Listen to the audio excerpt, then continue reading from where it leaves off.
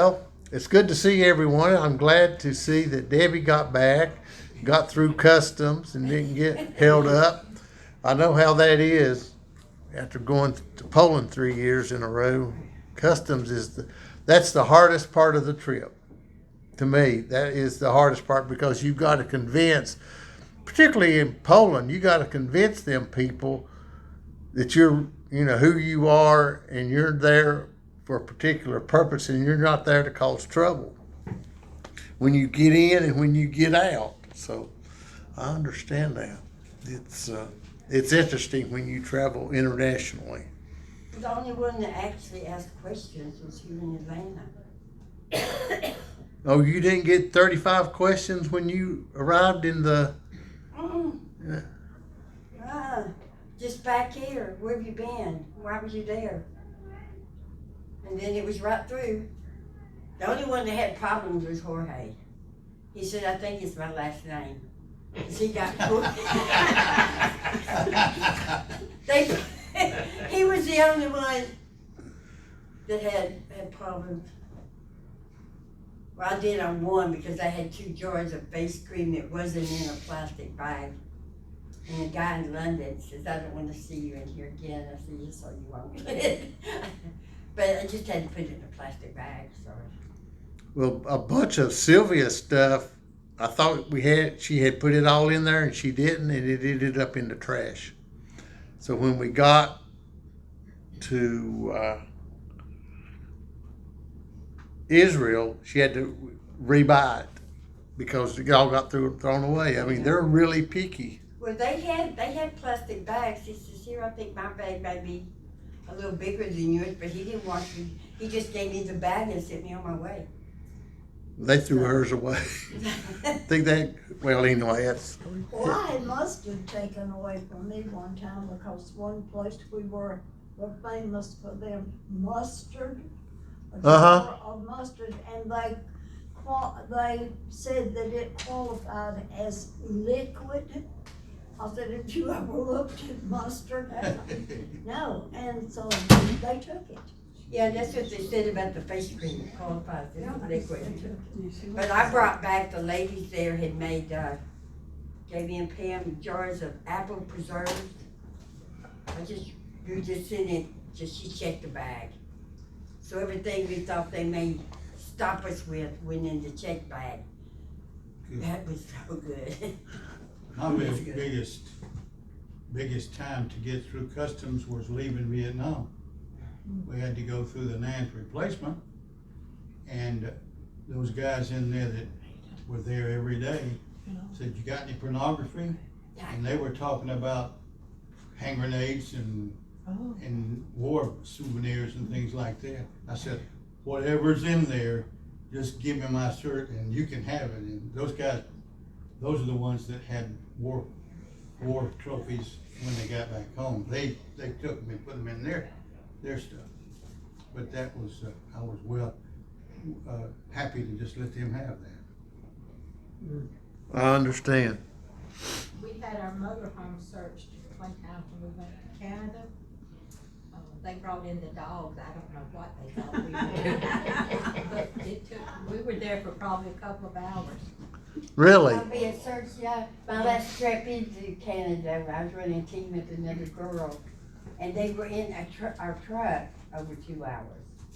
She said, you're having too much fun in there. There's nothing but lady things inside the truck. Yeah. It was fun, but Canada was worse than any of them over there. Oh, okay. Well, I never had a problem when I went to Canada. Well, you didn't. Of course, I was traveling with AT&T in a group, and so forth. I never had a problem when I went to. You probably flew in though, didn't you? Yeah. Yeah. See, we were driving in.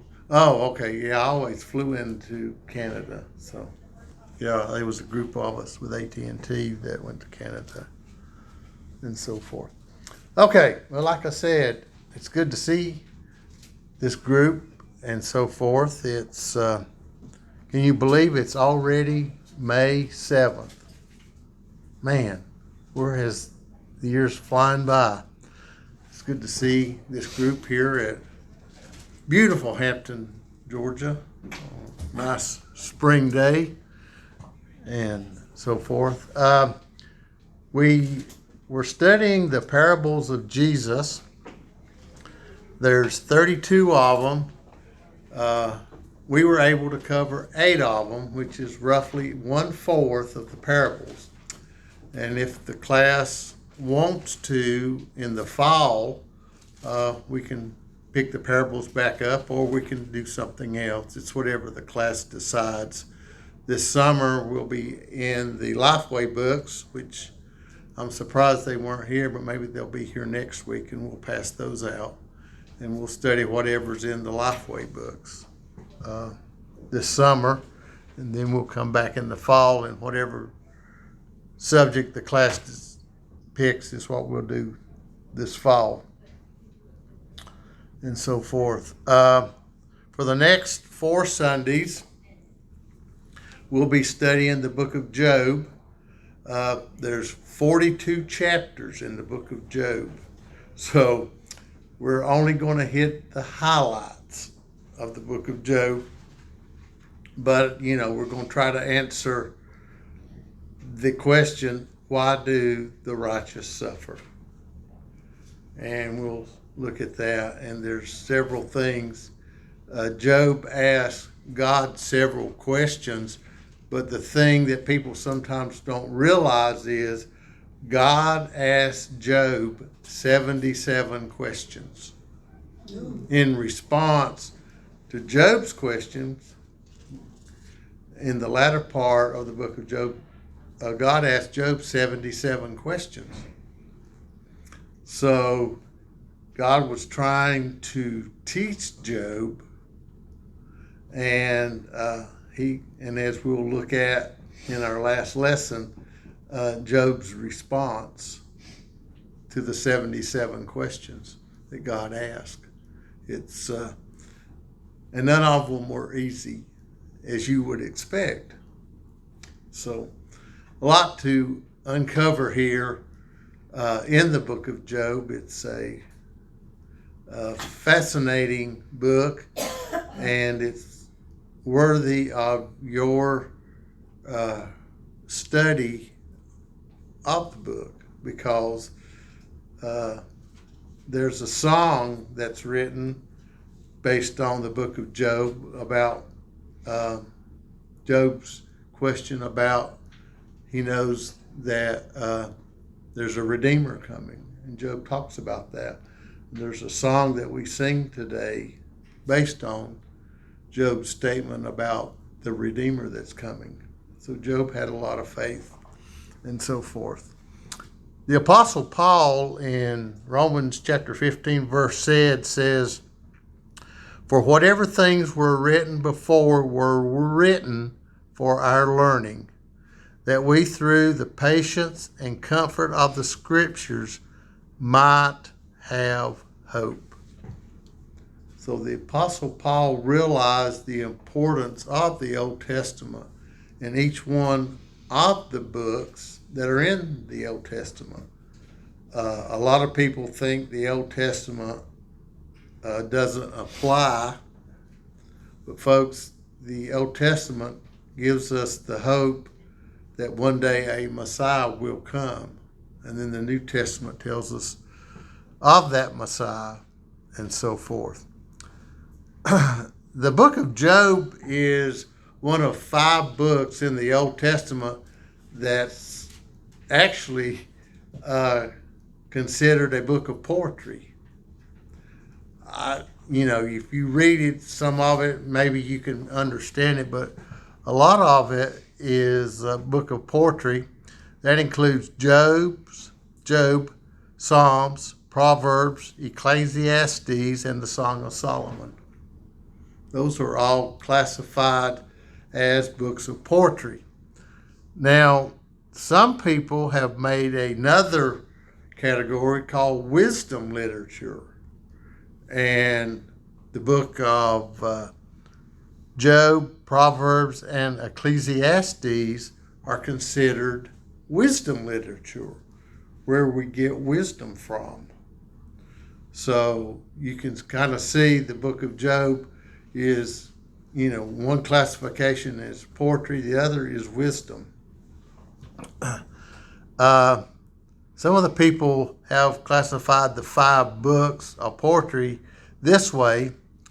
Job is how to suffer, Psalms, how to pray, Proverbs, how to act, Ecclesiastes, how to enjoy, Song of Solomon, how to love. So that's sort of a caption that on the 5 books of poetry. And today we're going to look at Job and how to suffer. Now, the first question that usually comes up is Job a real character? A lot of people, there's not a lot of information about who wrote the book, about Job himself, but in Ezekiel chapter 14, Job is mentioned along with Noah and Daniel. So Ezekiel knew of Job. And then in James chapter 5, and James in the New Testament, which is, we believe is Jesus' half-brother, wrote of Job as well. So I think there's enough information within Scripture to justify that Job is a real person, and his book, his 42 chapters in the book of Job, is legitimate. Paul in 1 Corinthians chapter 3 verse 19 quotes Job 5:13. And in Romans 11:35, Paul quotes Job 41:11. So once again, more verification of who Job was and that his writings were inspired. Paul quoted him twice. Ezekiel verifies the person. And James also verifies the person of Job. So this thing of, well, Job really didn't, there's not a lot of information on him, but there's a lot of information in the Bible on Job. Now, it is believed, based on the setting, that Job lived around the same time as Abraham. We don't know that for a fact, but based on the setting, the way the book lays out, the way his property, his possessions and stuff are presented, is very much like what Abraham had during the early part of his life. So we think he's sometime around the time of Abraham, but it's not exact. And who wrote it, we don't know. Who actually penned the book of Job, we have no idea. For sure. I mean, there's speculation that Moses wrote it, Ezra wrote it, Job himself wrote it. We don't know. But we know that it is inspired scripture because of several references that is made to God. So it's always interesting when we look at that, what we see as far as what we, there's just certain things that God tells us. And now when we get to heaven, we'll know about that.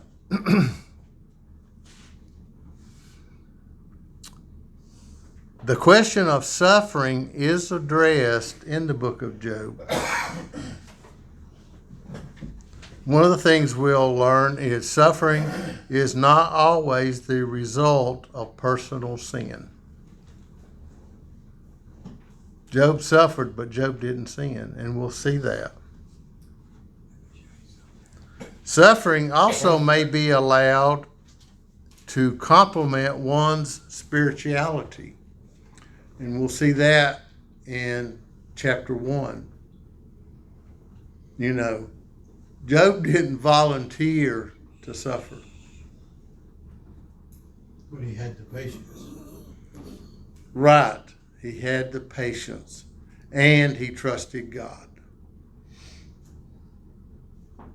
Job didn't volunteer, but he understood. And that brings us to the picture that is painted in the book of Job, and that's a beautiful picture of patience. And I'm sure that some of you are like me, and sometimes your patient bucket gets a little low, and you run out of patience. And then we usually retaliate in anger. It happens. But we notice here that Job is very patient. And I think it's quite interesting after his friends come over to help and all of that, that he maintains his patience. And I think that's something we need to learn as well, is patience. It's something that is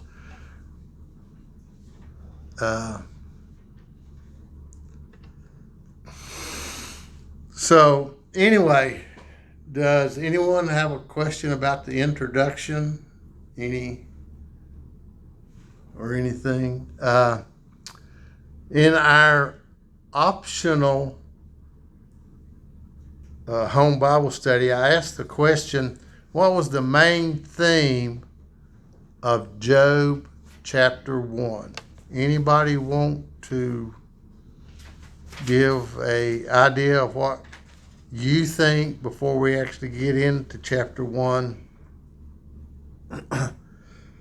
You have a comment about what you think the main theme of chapter 1 is?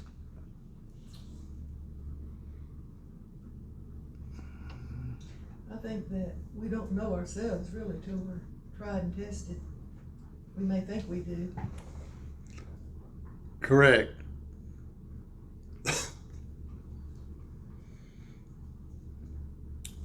And I wonder why, I just wonder why God said to Satan, "Have you considered my servant Job?" Why would he? Obviously, he wanted to use him for multiple reasons. Twofold at least. One for Satan's sake and one for Job's sake. Really, maybe there's a third thing, and that's the friends, the onlookers that observed all this going on. That is God true. has a way of hitting a lot of birds with one stone. That's right. We don't know what the devil had said to him before that. He may have stirred, you know about the devil, he wants to stir something up, and he's definitely going to oppose the Lord. This may just take up like where God gets him told. I don't know. Well, we're going to learn over the next 4 weeks why God picked Job. There's, like you said, Mary Jo, there's multiple reasons, but God had a plan because God knew what was going to happen, and he picked that person for a particular reason, because at the end of the day, God was going to get the glory. And as we know, Job possessions were restored. I think that word you just said, plan, that's kind of a key word, because God, as we've seen in the Old Testament, all through the Old Testament, God uses the just and he uses the unjust to bring about his plan. That's right. A God lot of uses. people have the idea, well, no, if they're not saved, well, God, wouldn't use that. Like a lot of people thought about President Trump, he says bad words and he does this and that. But God used him, and it was part of the plan. Right. It's all His part of the not plan. your And plan, but his plan.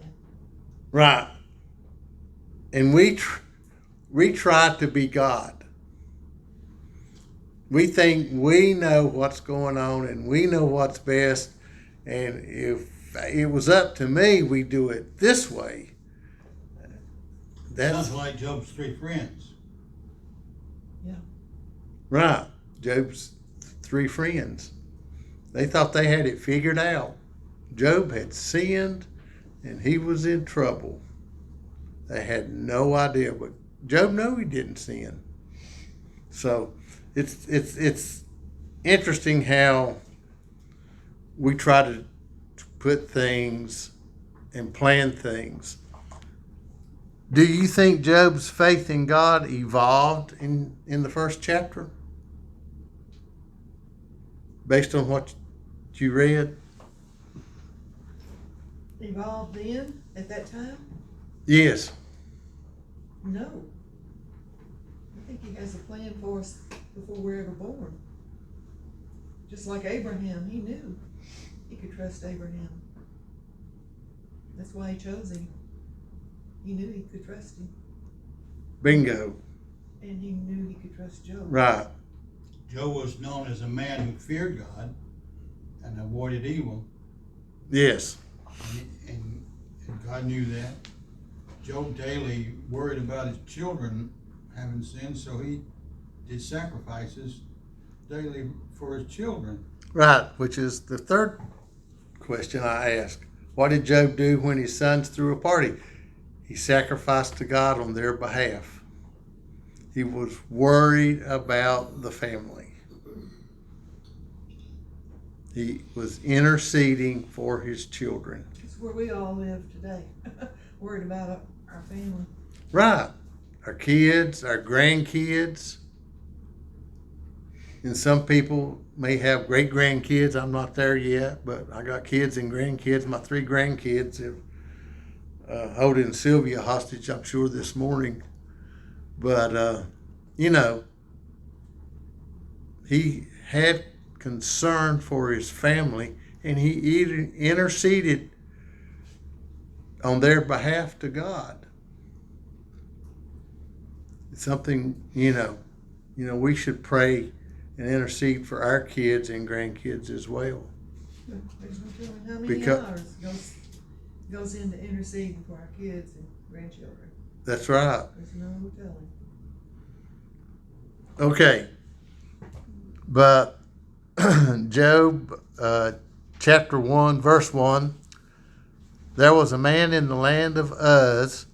Now, the land of Uz is believed, for those that have been to Israel, is southeast of the Dead Sea. In that area, we don't know exactly where, but based on information that we've attained from the Old Testament, we believe that area is southeast of the Dead Sea. A region at the south of Edom and west of the Arabian Desert, extending to Chaldea, Chaldea. Chaldean. That was right here in my. Okay. But anyway, so we're kind of got a general idea. It's a kind of a desert kind of area out there. So it's kind of know what we're dealing with here. Rest of verse 1. Whose name was Job. And that man was blameless and upright. And the word upright means he was honest, trustworthy type of individual. And one who feared God. The word feared means in the Hebrew is talking about reverence. Okay, he had a reverence for God and shunned evil. So we kind of get the idea in verse 1 here of the character of Job. We know where he lives and that he was blameless. He was honest, trustworthy. He had reverence for God and he shunned evil. And 7 sons and 3 daughters were born to him. Okay, so he has 10 children, which is typical of that period of time. They had large families.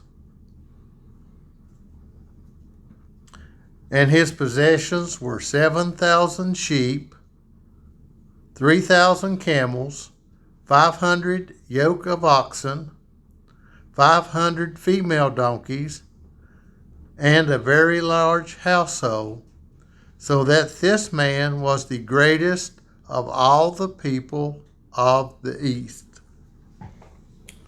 So, based on what we've learned is Job was very wealthy. Now, I would take note of all the possessions that is listed here in verse 3, because when we get to the end in chapter 42, when God restores Job, it'll be interesting to compare chapter 42 with chapter 1 and his possessions, because God is going to greatly multiply his possessions, and he's going to restore his family.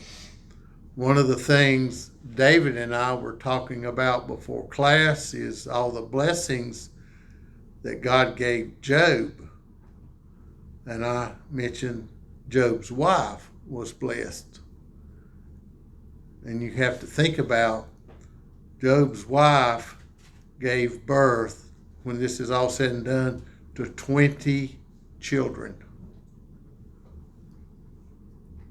How many women today could birth 20 kids without intervention from God? So in addition to blessing Job, he blessed his wife. Right. He blessed his wife with the physical ability to birth 20 kids for Job. When I was growing up, it wasn't unusual to hear about, this household has 12 kids, 14, even 17. I mean, Sylvia's from a large family. She had, there were 12 in her family. And so, I mean, it is possible, but people just, I think, well, Job got this and Job got this, but Job's wife also receives, I think, some benefits as well, particularly at her age. people would look down on people today that would have that many children.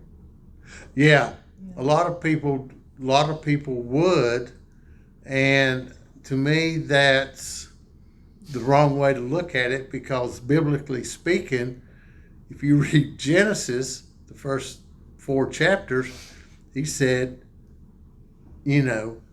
multiply, fill the earth. So you have kids. So, Our heritage from the Lord. that's right. So, people need to take a different look, have a different worldview when it comes to children and so forth. But I just think it's interesting. Once we get to chapter 42, we'll come back and look at chapter 1, verse 3, and look at how God blessed Job at the end of all this. And Job lived a long time.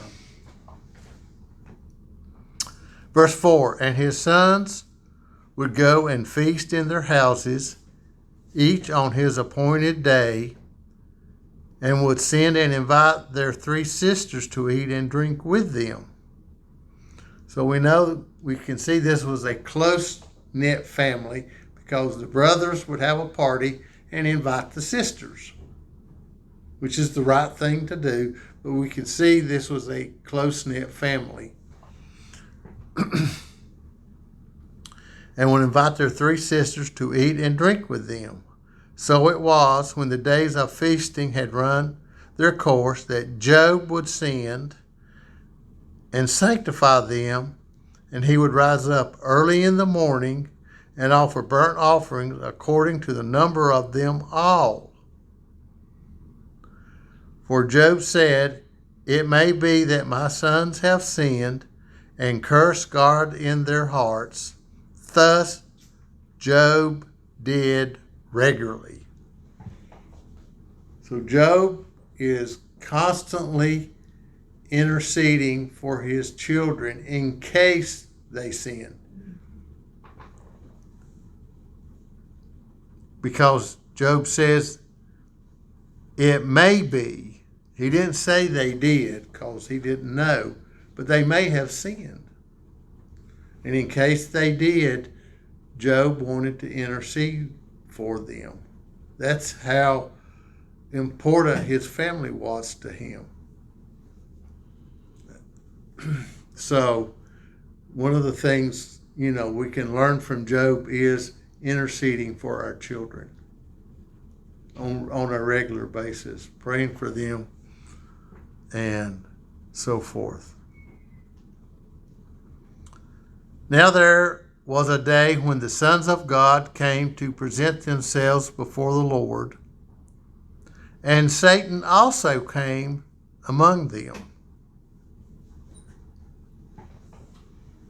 Now, the sons of God here seems to indicate, based on the Hebrew, this was some type of angels that came to God's throne. And this particular day, Satan showed up. So now we have to remember, Satan is one person. He can only be at one place at a time, and he has finite wisdom. He doesn't know anything. He only knows what he knows at that moment, based on what he remembers. He don't know anything about the future. People think that Satan is like God or something. He's not.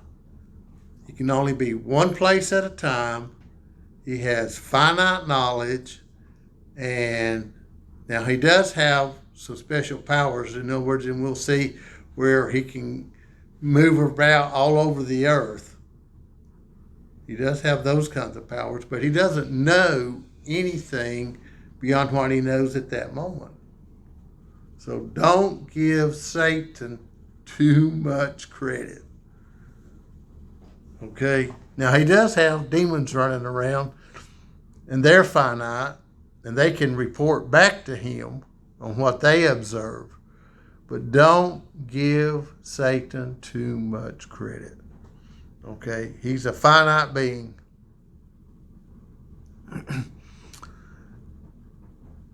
Now, verse 7 is kind of a rhetorical question.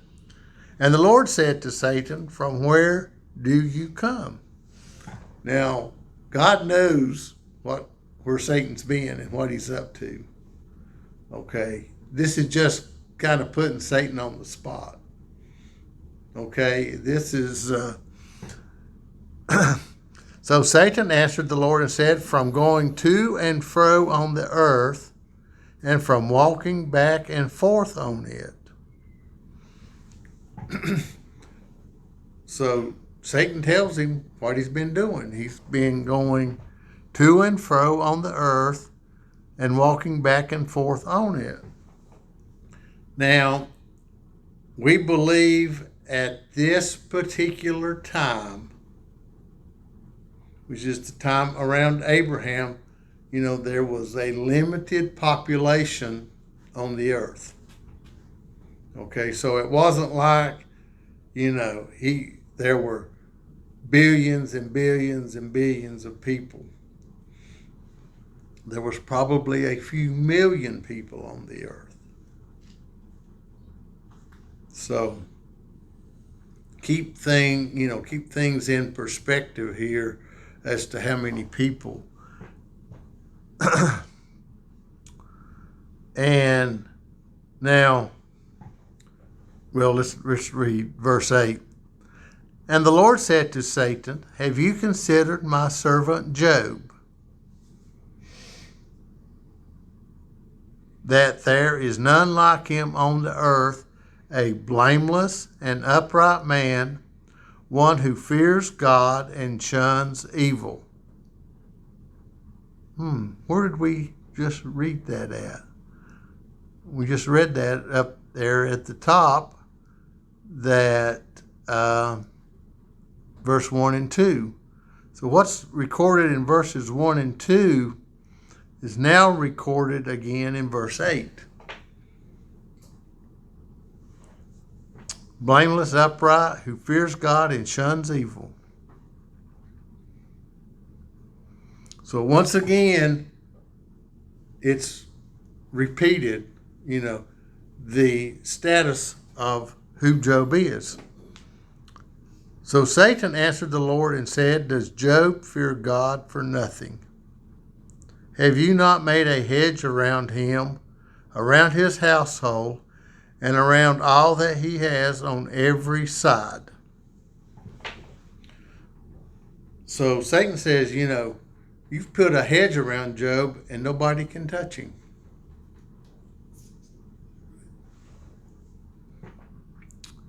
You have blessed the work of his hands, and his possessions have increased in the land. And I believe that is true. I believe that God will bless a righteous person.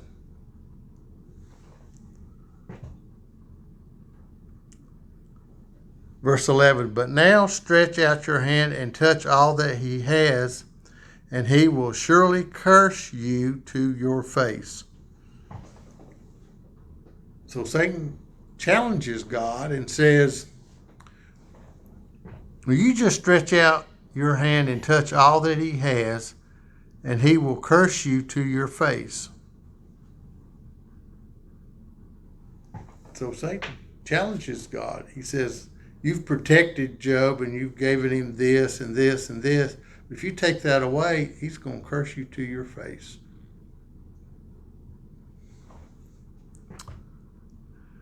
Verse 12, and the Lord said to Satan, behold, all that he has is in your power. Only do not lay a hand on his person. Wow.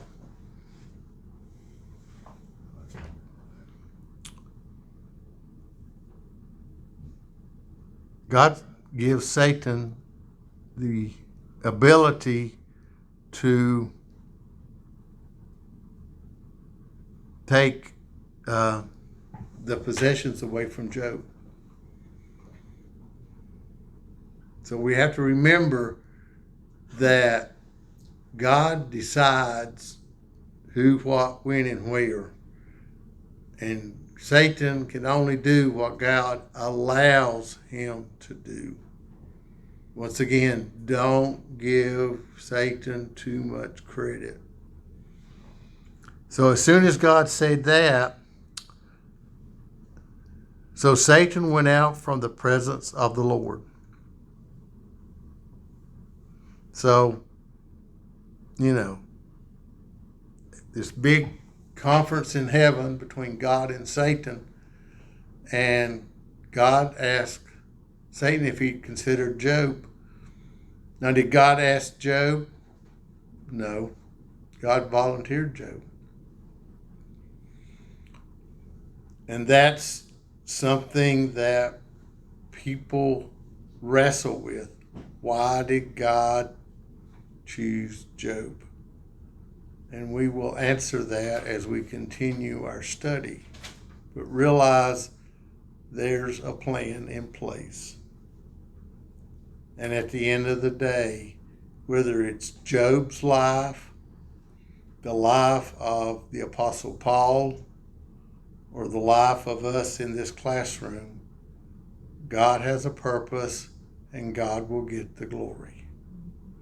We may not like it, but as we said, the book of Job is about patience. We have to have patience as we go through life. Verse 13. Now there was a day when his sons and daughters were eating and drinking wine. Now we don't know what kind of wine this was.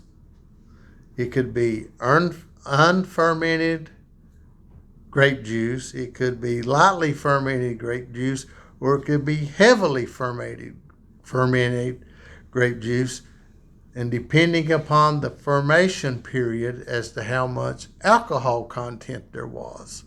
It doesn't say, it just uses the word wine. So I'm not saying they got drunk, but I'm just saying don't let people run too far with the word wine, particularly in the Old Testament. The sons and daughters were eating and drinking wine in their oldest brother's house. Once again, the family is together.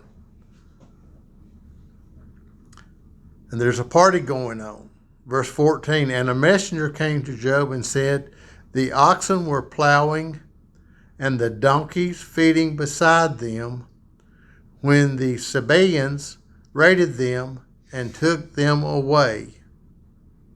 Indeed, they have killed the servants with the edge of the sword, and I alone have escaped to tell you.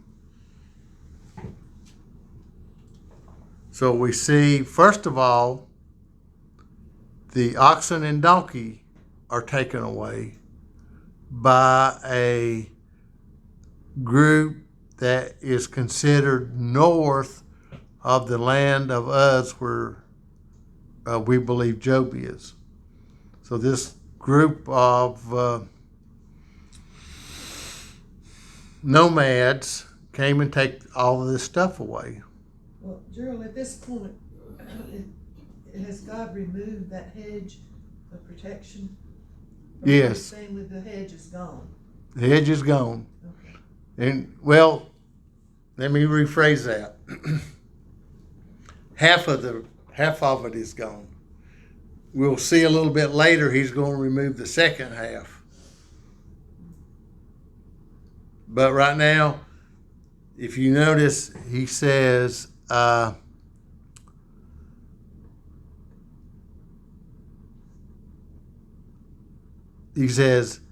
behold, all that he has is in your power.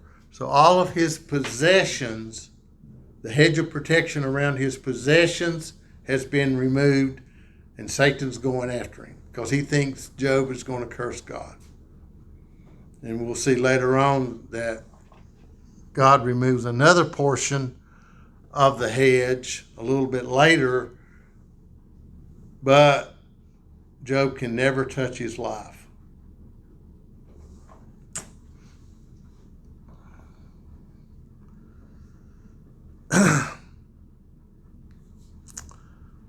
Verse 16, while he was still speaking, also came another and said, the fire of God fell from heaven and burned up the sheep and the servants and consumed them, and I alone have escaped to tell you. Now, is there any significance to the fact that the word fire of God fell from heaven? Any significance? Why did they? Sodom and Gomorrah. Well, yeah, but I mean, just in this particular case, how often does fire come from heaven? and consume things. It's very, very, very rare. So this is a, for the lack of a better word, supernatural act that, you know, that comes down and takes the sheep and the servants and consumes them. So we see things are going on all at one time. You got this group of nomads that's come in and took this. You've got fire from heaven coming down. Verse 17, and while he was still speaking, another also came and said, the Chaldeans formed 3 bands, raided the camels, and took them away, yes, and killed the servants with the edge of the sword, and I alone have escaped to tell you. So we see that list in verse 3 up above. The possessions are going away one by one.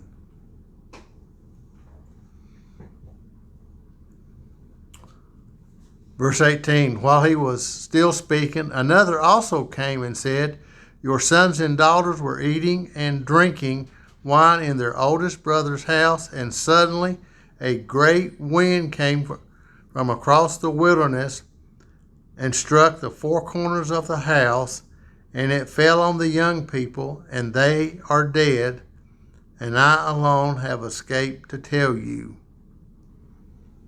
Oh my. We believe this was something similar to a tornado that come, and I don't know if any of y'all have been to Griffin lately or not since the January hurricane, but I was down there the other weekend. It's a lot of devastation, particularly around the Hobby Lobby area where the Hobby Lobby used to be. There's a lot of destruction in that area. But hurricanes can be very damaging, and you can look at on the news the aftermath where they send the drones out and get all this video footage from tornadoes. It's devastating. So now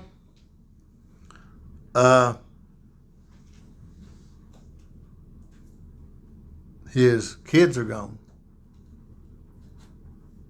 Verse 20, then Job arose, tore his robe, and shaved his head, and fell to the ground and worshipped.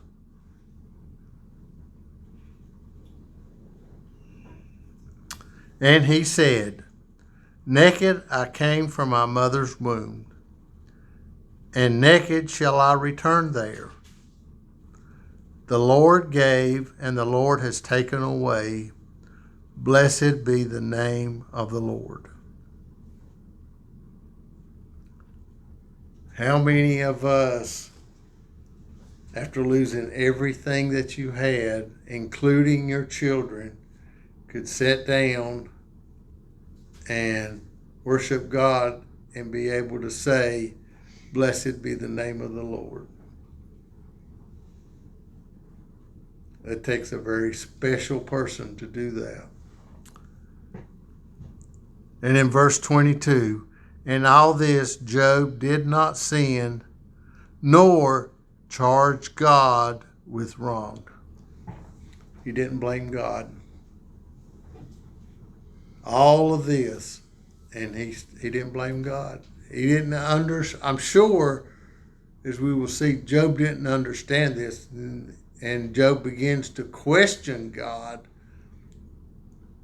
But right now he's trusting God that everything's okay.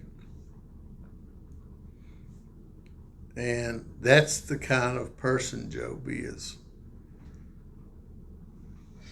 And then as we progress through next week into chapter 2, we'll look at God takes another portion of the protection away from Job, and then Job's friends show up. And we'll look at some of that, and then we'll move on into chapter 40, 41 and 42 for the last two. But it's kind of setting the stage for who Job was, his walk with God, even in the midst of adversity, tremendous adversity. And we'll learn what Job's wife has to say about it. But there, it was something going on, and you don't understand it, but realize God has got a plan for the righteous. Now, the unrighteous, totally different set of circumstances, and God, has a plan for them, as we saw in the parables of the wheat and tares and the dragnet. There's going to be a day of judgment, and we have to realize that God's going to separate the righteous from the unrighteous. So the unrighteous have their issues. We're strictly dealing with righteous people. Why do the righteous suffer? And we saw here, Job didn't volunteer. God volunteered Job. And we'll learn later by the end of the lesson why God chose Job. And it's as we look at some of the 77 questions that God asked Job, I'm going to ask you the same part of the same 77 questions and get your input 2,000 years after the fact. It'll be, it's going to be, 4,000 years. Because we assumed this was about 2000 BC, about 4,000 years ago. What your thoughts are as you have reflected upon the work of God. How would you answer the same questions that God asked Job? So it's going to be interesting when Job poses these questions to hear God say, I don't have the exact word, but say, don't ask me the questions until I finish asking you some questions.